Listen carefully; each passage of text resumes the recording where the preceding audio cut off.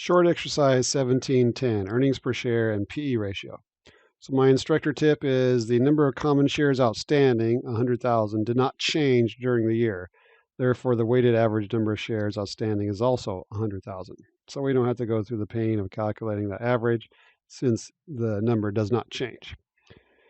So begin by selecting the formula to calculate the company's EPS. Then enter the amounts and calculate the EPS for 2016. So abbreviations used: weighted average number of common shares outstanding.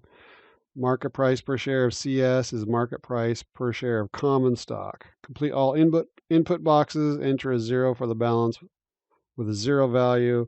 Round your answer to the nearest cent. Okay, so we need our income statement and we need our balance sheets.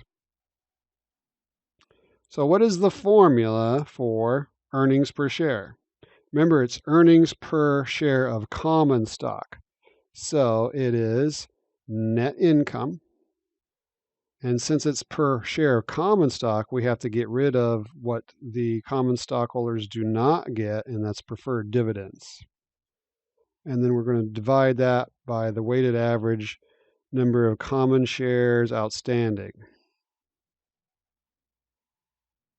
Weighted average number of CSO is common shares outstanding. So let's check our answer. Now we can start plugging in the numbers. We got 29 million. Preferred dividends, we have to see if we have any preferred stock. There is no preferred stock. If there was, it would be listed right before the common stock. So that's 0.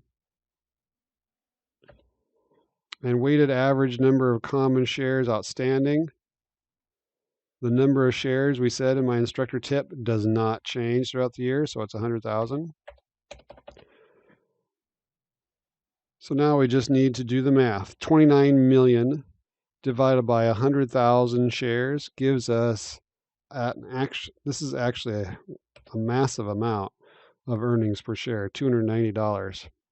It's often more like $1 something, or maybe 10, 20, 30, 40 cents per share. So this problem is a little bit unusual. That's a little bit unrealistic, I should say way too high. All right, requirement 2, compute the company's PE ratio. So we're going to see if it's a good buy or not, or we're going to try to see. Give us an indication of it anyway. So the market price is 65.5. So begin by selecting the formula to calculate Shine's PE ratio. So remember the formula is market price per share of common stock. So that's what the P of the PE ratio is, price of the stock divided by the earnings per share. So what are you paying for $1 of earnings? So the market price per share of stock is 65.5. Earnings per share we calculated as 290. And that gives us a PE ratio of 0.23.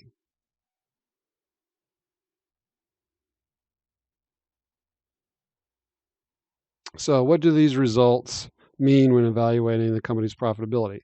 Assume the following industry averages: EPS $2.81, PE ratio of 22.3. Now this is a realistic PE ratio in the real world, 22.3.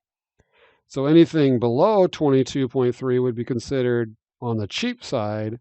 Anything above that would mean the stock is probably expensive.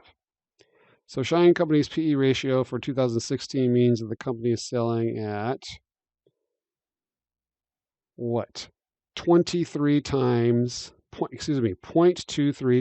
1 year's earnings. This is extremely low. The high amount of earnings, $290 per share, would possibly make the company a good investment opportunity.